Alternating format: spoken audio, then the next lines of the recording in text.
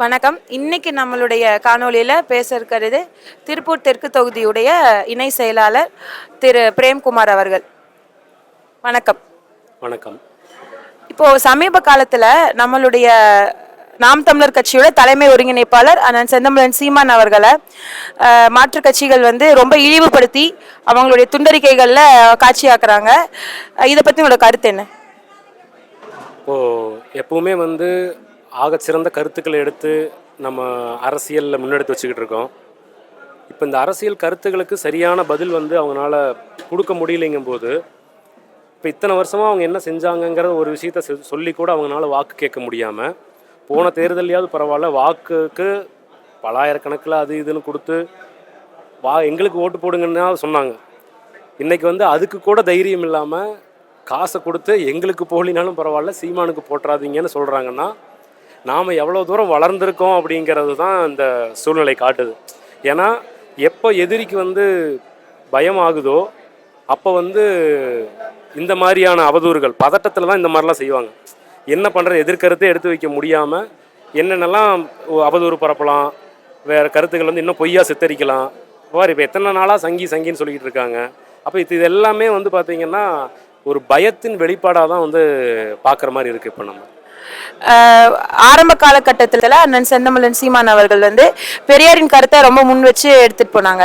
இப்போ சமீப காலத்தில் பெரியார் ரொம்ப எதிர்க்கிறாங்க. அதை நீங்க எப்படி பாக்குறீங்க? எதனால எதிர்க்கிறாருன்னு நீங்க நினைக்கிறீங்க?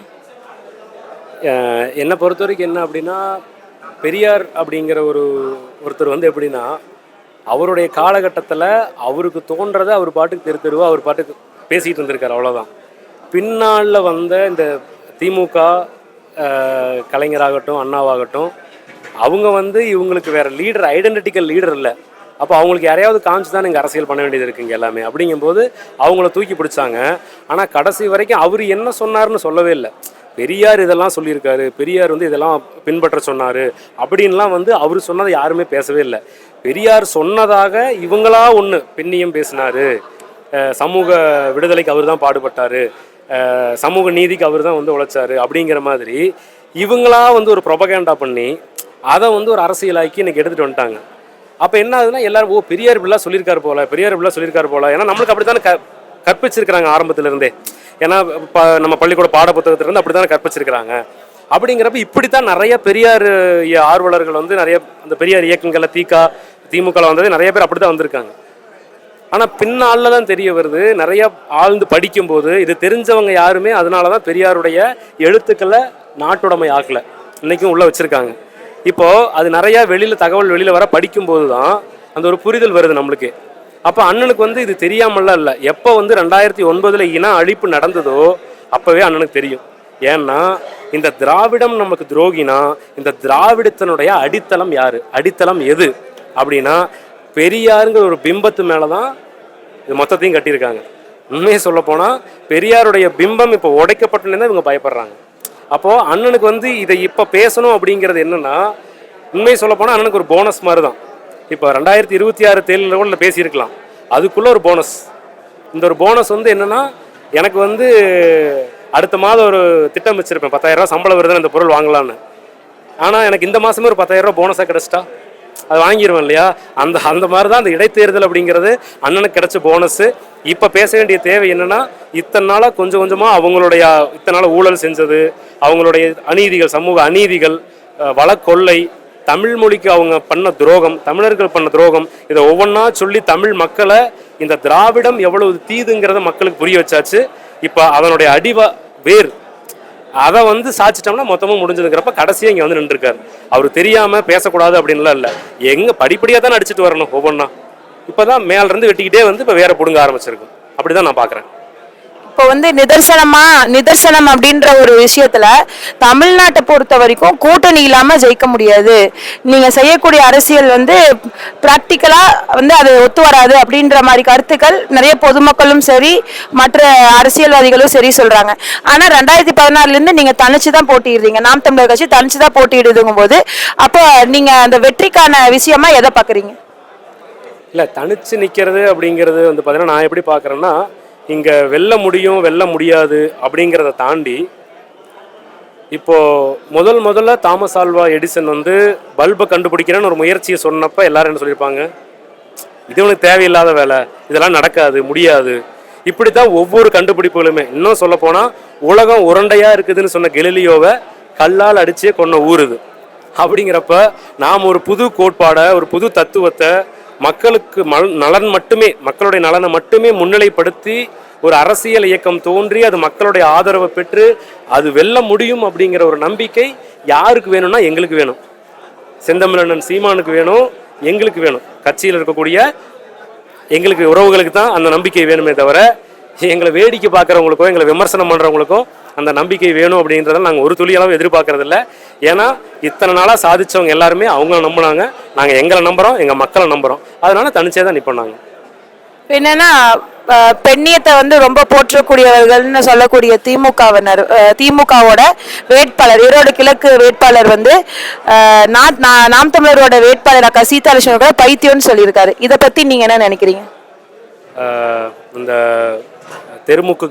திருமுருகன் காந்தி இருக்கார் இல்லையா, அவருக்கு வந்து இதுதான் வாடிக்கை. ஏன்னா அவருக்கு தெரியும், நான்லாம் வந்து 2021 திமுக ஆட்சிக்கு வர்றதுக்கு முன்னாடி 10 ஆண்டுகள் அதிமுக ஆட்சியில் இருந்தப்ப இந்த திருமுருகன் காந்தியெல்லாம் பயங்கரமான ஒரு போராளி, சமூக சமநிலைக்காக போராடுறாரு, எவ்வளவு குரல் கொடுக்குறாரு அப்படின்னு நம்பிட்டு இருந்தேன். ஆனால் ஆட்சிக்கு வந்ததுக்கப்புறம் தான் இந்த மாதிரி பல பேரோட முகத்திரைகள் கிழிஞ்சது. ஆட்சிக்கு வந்ததுக்கப்புறம் தான் இவங்க எல்லாருமே 200 ரூபீஸ் ஊபீஸா அப்படிங்கிறது அப்புறம் தான் தெரிஞ்சது. ஏன்னா அவரை பொறுத்த வரைக்கும் என்னென்னா, அவர் கருத்தில் வந்து பார்த்தீங்கன்னா நீங்கள் எப்படி அவர் எப்போ முன்னாடி பேசுனதுக்கும் இப்போ பேசுனதுக்கு எடுத்து பாருங்கள், எவ்வளோ கருத்துக்கள் முரணாக இருக்கும் அப்படின்னு சொல்லி. திமுக தான் வந்து பெரியாரை விமர்சிச்சதுன்னு இவர் பேசியிருக்கார். திமுக வந்து பயங்கரமாக விமர்சிச்சிருக்கு, இவர் வந்து திமுக விமர்சித்து பேசியிருக்காரு. அவர் பைத்தியம்னு சொல்கிறாருன்னா, பொதுவாக பைத்தியங்க கண்ணுக்கு எல்லாமே பைத்தியமாக தான் தெரியும். இப்போ நீங்கள் பார்த்தீங்கன்னா தெரியும், அவங்க கதறல் ஏன் அதிகமாகுதுன்னா, நம்ம பைத்தியங்கிறத கண்டுபிடிச்சிட்டோம். நீங்களாம் பைத்தியம் தான் கண்டுபிடிச்சிட்டோம். அது சொன்னோன்னையும் நீ போய் ஏதாவது ஒரு பைத்தியத்தை நீ பைத்தியம்னு சொல்லிப்பாரு, போ நீ தான் பைத்தியம் அப்படிங்கும். அதுதான் நடந்துகிட்டு இருக்கு. அவங்க பைத்தியம் நம்ம கண்டுபிடிச்சதுனால அவங்க பார்க்குற எல்லாத்தையும் பைத்தியம் மாதிரி பிராண்டி வைக்கிறாங்க, அவ்வளோதான். இப்போ நீங்க சார்ந்திருக்கக்கூடிய நாம் தமிழர் கட்சி இந்த ஈரோடு கிழக்கு தேர்தலில் போட்டியிடுது, இடைத்தேர்தலில். இப்போ இங்க ஈரோட்டு கிழக்கு வாழ் மக்கள் கிட்ட நீங்க நாம் தமிழர் கட்சிக்கு ஓட்டு போடுங்க அப்படின்னு சொல்றதுக்கான ஒரு காரணம், மக்கள் ஏன் நாம் தமிழர் கட்சிக்கு ஓட்டு போடணும்னு நீங்க நினைக்கிறீங்க? நீங்க வென்று வந்தா இங்க எப்படிப்பட்ட மாற்றங்களை உருவாக்குவீங்கன்னு நினைக்கிறீங்க? அதே மாதிரி 2026 தேர்தலை எதிர்கொண்டு எப்படி வெற்றிக்கான இலக்கை நீங்க நிர்ணயிச்சிருக்கிறீங்கன்னு சொல்லுங்க.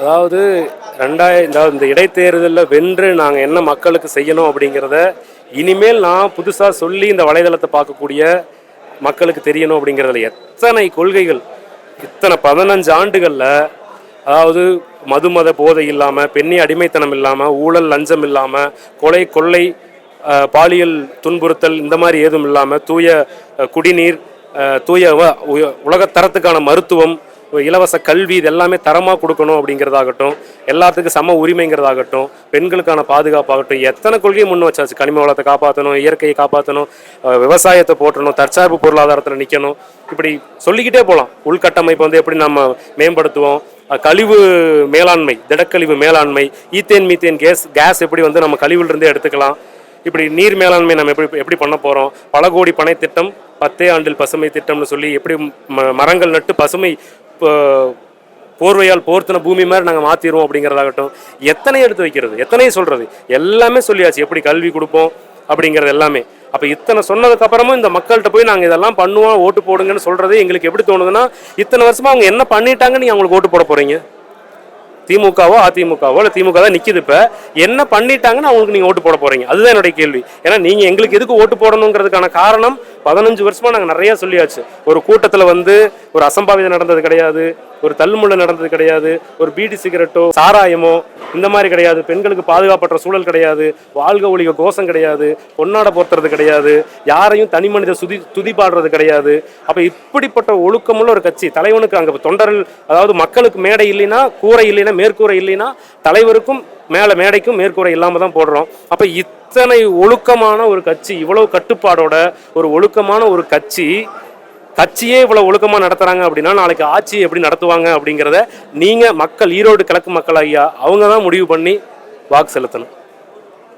உங்களுடைய கருத்து பதிவு பண்ணதுக்கு ரொம்ப நன்றி.